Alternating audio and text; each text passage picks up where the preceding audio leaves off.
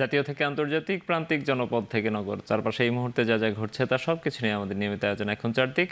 আপনাদের সঙ্গে আছি আমি নোমান আব্দুল্লাহ। সেনাবাহিনীর বিরুদ্ধে জনগণকে দাঁড় করানোর ষড়যন্ত্র করা হচ্ছে বলে মন্তব্য করে জাতীয় নাগরিক পার্টির দক্ষিণাঞ্চলের মুখ্য সংগঠক হাসনাত আব্দুল্লাহ বলেছেন, ২৪ পরবর্তী বাংলাদেশে কেবল রাজনীতিবিদরাই রাজনীতি নিয়ন্ত্রণ করবে, সেনানিবাস নয়। শনিবার শাহবাগে এনসিপির ঢাকা মহানগর দক্ষিণে আয়োজিত সমাবেশে তিনি বলেন, সেনাবাহিনীর প্রতি জনগণের পূর্ণ আস্থা রয়েছে। দ্রুততম সময়ের মধ্যে বিচারিক প্রক্রিয়ার মধ্য দিয়ে আওয়ামী লীগকে নিষিদ্ধ করার দাবি জানান হাসনাত আব্দুল্লাহ। এদিকে এনসিপির সদস্য সচিব আখতার হোসেন বলেন, শরীরে রক্ত থাকা পর্যন্ত আওয়ামী লীগ ও মুজিববাদী আদর্শকে ফিরে আসতে দেয়া হবে না। এছাড়া আওয়ামী লীগকে নিষিদ্ধ ও নিবন্ধন বাতিল না করা হলে রাজপথে নামার হুঁশিয়ারি দেন দলটির সদস্য। তখন আপনাদের ইনক্লুসিভ ইলেকশন কোথায় ছিল? ২৪ পরবর্তী বাংলাদেশে রাজনীতি নিয়ন্ত্রণ করবে শুধুমাত্র রাজনীতিবিদরা। এই যে এটা নাটাই হচ্ছে ভারতে, আর ঘুরি ঘুরি হচ্ছে বাংলাদেশে। ৫ই অগস্ট হচ্ছে সেই ঘুরির সুতা আমরা কেটে দিয়েছি। আমরা বলতে চাই, এই ভারতীয় আধিপত্যবাদ এই বাংলাদেশে আর কখনোই ফিরতে দেওয়া হবে না। এখনো পর্যন্ত তাদের দায় স্বীকার করে নাই। সেই আওয়ামী লীগের পক্ষে যদি বাংলাদেশের কোন শক্তি, বাংলাদেশের কোন ব্যক্তি একটু দাঁড়ানোর চেষ্টা করে, বাংলাদেশের ছাত্র জনতা রাজপথে দাঁড়িয়ে, সেটা ব্যক্তি হোক, সেটা কোনো প্রতিষ্ঠান হোক, তার বিরুদ্ধে সর্বাত্মক প্রতিরোধ গড়ে তুলবে। আরেকটি ১-১১ ঠেকাতে সবাইকে সতর্ক থাকার আহ্বান জানালেন জাতীয় নাগরিক পার্টির আহ্বায়ক নাহিদ ইসলাম। রাজধানীর বিআইসিতে জুলাই বিপ্লবী শহীদদের স্মরণে জাতীয় নাগরিক পার্টির ইফতার ও দোয়া মাহফিলে আওয়ামী লীগকে পুনর্বাসনের পরিকল্পনা কঠোর হাতে দমন করা হবে বলে হুঁশিয়ারি দেন তিনি। শুধু আওয়ামী লীগ নয়, ফ্যাসিবাদের দোসরদের বিচারের আওতায় আনারও দাবি জানান নাহিদ ইসলাম। এ সময় এনসিপির সদস্য সচিব আখতার হোসেন বলেন, আওয়ামী লীগের নাম মার্কা নিয়ে যাতে ভবিষ্যতে আর কেউ নির্বাচনে অংশগ্রহণ করতে না পারে, সেই ব্যবস্থা বর্তমান সরকারকে করতে হবে।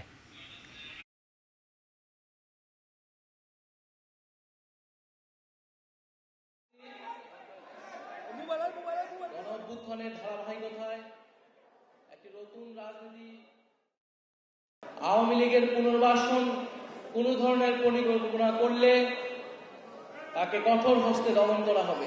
এই ফ্যাসিজমের যত দোষর রয়েছে, সুবিধাভোগী রয়েছে, তাদেরকেও বিচারের আওতায় আমরা নিয়ে আসার আহ্বান জানাচ্ছি।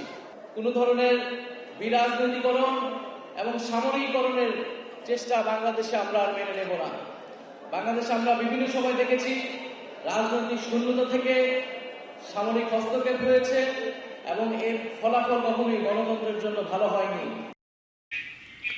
সেনাবাহিনীর প্রতি শ্রদ্ধাবোধ ছিল, আছে এবং ভবিষ্যতেও থাকবে, এমন আশা প্রকাশ করেছেন এনসিপির উত্তরাঞ্চলের মুখ্য সংগঠক সার্জিস আলম। বিকেলে জাতীয় প্রেস ক্লাবে রংপুর ডিভিশন রিপোর্টার্স ফোরামের ইফতার ও দোয়া মাহফিলে তিনি এই কথা বলেন। সেনাপ্রধানের বিরুদ্ধে কোনো অবস্থান নেই উল্লেখ করে এ সময় সার্জিস আলম বলেন, অভ্যুত্থানের পক্ষের শক্তির মুখোমুখি অবস্থানে দাঁড়াবেন না তারা।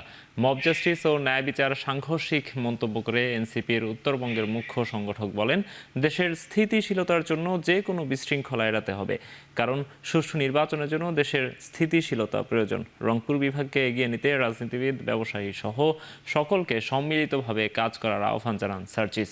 একই আয়োজনে যোগ দিয়ে বিএনপির সিনিয়র যুগ্ম মহাসচিব রুহুল কবির রিজভী বলেন, কৃষিভিত্তিক অর্থনীতিকে শক্তিশালী করতে পারলে দেশের প্রত্যন্ত অঞ্চলে সফলতা আসবে। গণমাধ্যমে যাতে মালিক পক্ষ হস্তক্ষেপ করতে না পারে সেই বিষয়ে আইন হওয়া প্রয়োজন বলেও মন্তব্য করেন বিএনপির সিনিয়র এই নেতা। মিডিয়ার মালিক থাকতে পারে, কিন্তু মিডিয়া পরিচালনার ক্ষেত্রে মালিকের কোনো হস্তক্ষেপ থাকবে না, এই ধরনের একটি আইন হওয়া উচিত। এই ধরনের একটি আইন হলে পরে আমরা যে গণতন্ত্রের জন্য এত রক্ত ঝরেছে, এত রক্তপাত, তাহলে সেই ঝরানো রক্তটা সে মর্যাদা লাভ করবে। আমরা এই অভ্যুত্থানের পক্ষের যারা শক্তি ছিলাম তারা আমরা কখনো এই বিষয়গুলোতে মুখোমুখি অবস্থানে কখনোই দাঁড়াবো না, এবং আমরা মনে করি যে সেনাবাহিনী আগামীতেও তাদের প্রতি আমাদের যে শ্রদ্ধাবোধের জায়গাটি সেটি ধরে রাখবে, এবং এখানে সেনাবাহিনীর প্রধানকে মানে সরানো বা এরকম কোনো প্রশ্ন কিন্তু কখনো আসেনি। কিছু গুজব ছড়ানো হচ্ছে যে সেনাবাহিনীর প্রধানকে অপসারণ, না, আমরা আমাদের জায়গা থেকে কখনো এটি বলিনি। সংস্কার ও নির্বাচনকে মুখোমুখি দাঁড় করানো হয়েছে বলে মন্তব্য করেছেন বিএনপির ভারপ্রাপ্ত চেয়ারম্যান তারেক রহমান। বলেন, বিরাজনীতিকরণ ও সামরিক শাসন মেনে নেওয়া হবে না। বিকেলে রাজধানীর একটি হোটেলের রাজনীতিবিদ ও বিশিষ্ট নাগরিকদের সম্মানে 12 জোটের আয়োজনে ভার্চুয়ালি যুক্ত হয়ে একথা বলেন তিনি। গণ অভ্যুত্থানের ফসল হিসেবে নতুন রাজনৈতিক দল জাতীয় নাগরিক পার্টি তৈরি হয়েছে। জনগণের অধিকার তাদের ফিরিয়ে দিতে হবে, তাদের জন্যই নতুন বাংলাদেশ হবে বলে জানান তিনি। তারেক রহমান বলেন, আওয়ামী লীগের সময়ে প্রশাসনের দলীয় কারণ হয়েছে, যারা এর সাথে জড়িত তাদেরও শাস্তির আওতায় আনতে হবে।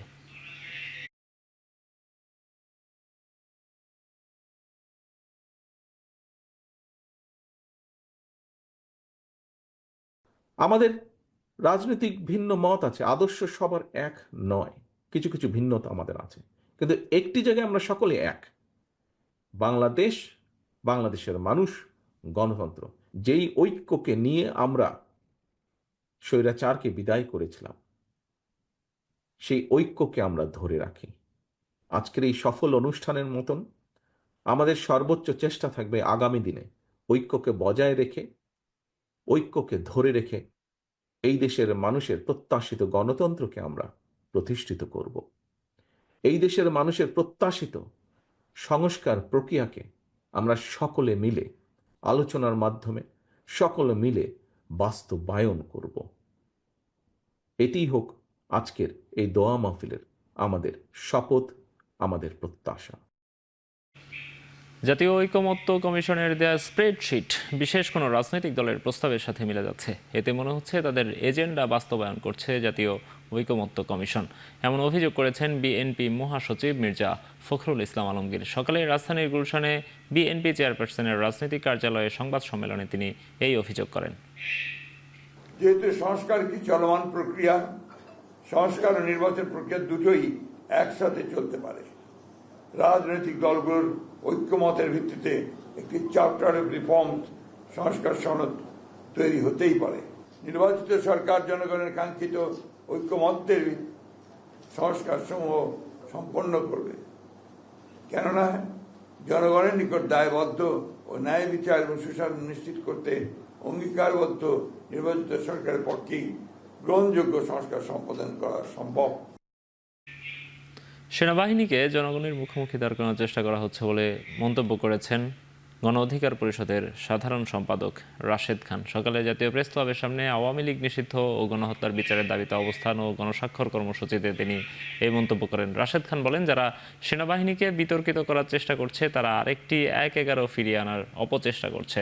গণহত্যার বিচারের আগে যত ক্লিন ইমেজের নেতৃত্বই হোক না কেন, আওয়ামী লীগ আর রাজনীতি করতে পারবে না বলে হুঁশিয়ারি দেন তিনি। সেনাবাহিনীকে জনগণের মুখোমুখি দাঁড় করানো, সেনাবাহিনীকে বিতর্কিত করা, এই চেষ্টা যারা করছে তারা মূলত আরেকটি ১/১১ ফিরিয়ে আনতে চায়। তারা সেনাবাহিনীকে উস্কানি দিয়ে তারা আরেকটি ফখরুদ্দিন মঈনুদ্দিন তৈরি করতে চায়। দেশের জনগণকে বলবো, এই ফাঁদে আপনারা পা দিবেন না। সংস্কার নিয়ে সব পক্ষের সঙ্গে দ্রুত ঐক্যমত্যে পৌঁছানোর আশা ঐক্যমত কমিশনের সহ সভাপতি ডক্টর আলী রিয়াজের। সকালে সংস্কার কমিশনগুলোর সুপারিশ চূড়ান্ত করতে আরও দুটো রাজনৈতিক দলের সাথে সংলাপ করেছে জাতীয় ঐক্যমত্য কমিশন। সংলাপে অংশ নেয় খেলাফতে মজলিস ও লেবার পার্টি। এদিকে প্রস্তাবনার ১৬৬টির মধ্যে ১৪০টির সাথে একমত খেলাফতে মজলিস এবং লেবার পার্টি ১৪৭টি প্রস্তাবনার সাথে একমত। এ সময় খেলাফতের মহাসচিব ডক্টর আহমদ আব্দুল কাদের বলেন, দ্বিমত থাকা বিষয়গুলোতে এই বৈঠকের মাধ্যমে ঐকমত্য আসবে।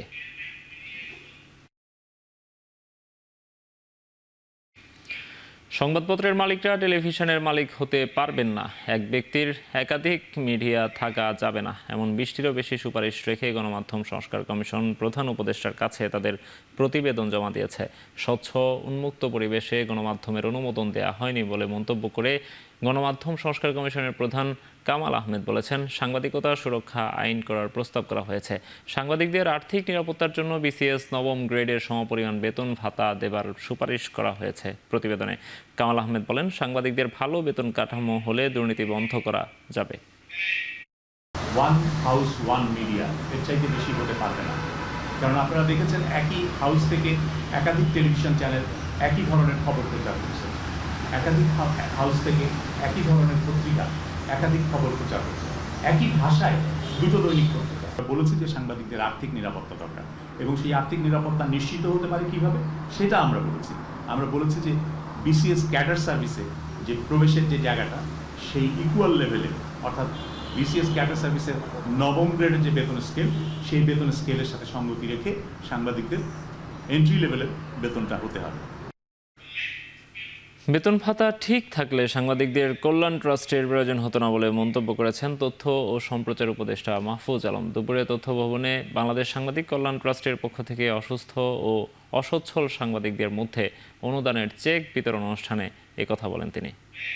সাংবাদিকদের বেতন ভাতা থেকে শুরু করে যে নিয়মিত কার্যক্রম আছে, নিয়মিত কার্যক্রমকেই চালিয়ে নেওয়া, নিয়মিত কার্যক্রমের ক্ষেত্রে যেই ব্যবস্থার সুপারিশ সংস্কার কমিশন করেছে সেটা আমরা ফলো করার চেষ্টা করব। এছাড়াও এই পুরা সাংবাদিকতা ব্যবস্থাটাকে কিভাবে মালিক এবং সম্পাদকদের সাথে কথা বলে কিভাবে আরও সাংবাদিক মাধ্যম করা যায়, সাংবাদিক কল্যাণধর্মী করা যায়, এবং যারা সাংবাদিক কল্যাণ ট্রাস্টের ভিতর দিয়ে যে কাজগুলো চলমান আছে সেগুলোকে কীভাবে গতিশীল করা যায়, এটা আমার একটা চেষ্টা থাকবে। সতর্ক করেই শেষ হয়েছে বিআরটিএ ও মিরপুর ট্রাফিক বিভাগের পুরনো গাড়ির গ্যারেজের অভিযান। শনিবার সকালে গাবতলীর একটি গ্যারেজে 6 থেকে 60টি গাড়ির বডি তৈরি করতে দেখা যায় গ্যারেজ শ্রমিকদের।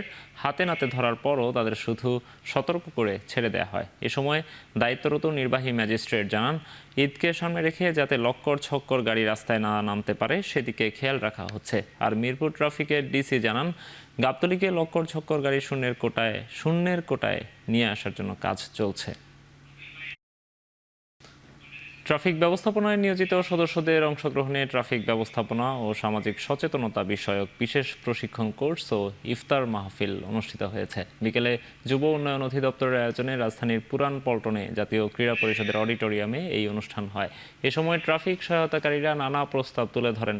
পৃথিবীতে এমন ঘটনা বিরল উল্লেখ করে জাতির দুর্দিনে ট্রাফিক ব্যবস্থাপনায় সহায়তা করায় তাদের প্রতি কৃতজ্ঞতা জানান যুব ও ক্রীড়া মন্ত্রণালয়ের সচিব রেজাউল মাকসুদ জাহিদি। জানান, ট্রাফিক সহায়তাকারীদের আরও দক্ষ করে গড়ে তোলার জন্য বড় আকারের প্রকল্প নেয়ার কথা জানান তিনি।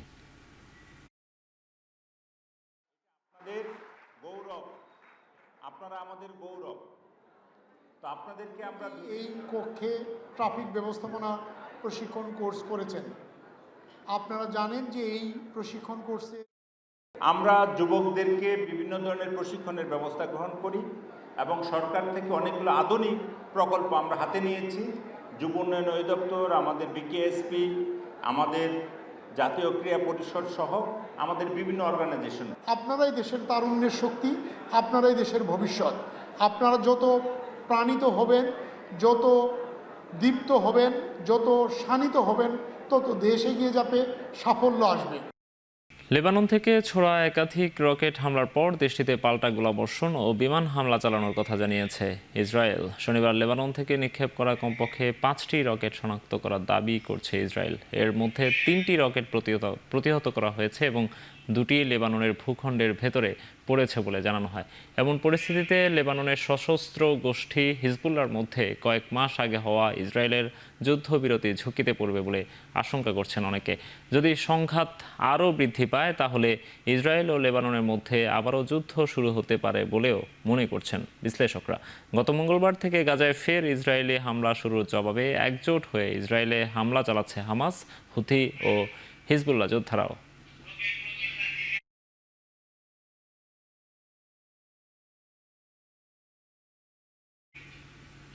শেষ করছি এখন চারদিক। এখন টেলিভিশন ওয়েবসাইটে দেখতে ভিজিট করুন www.ekhon.tv। এছাড়া ফেসবুকে দেখুন facebook.com/tv.ekhon, ইউটিউবে এখন টেলিভিশন দেখুন youtube.com/c/ekhon tv।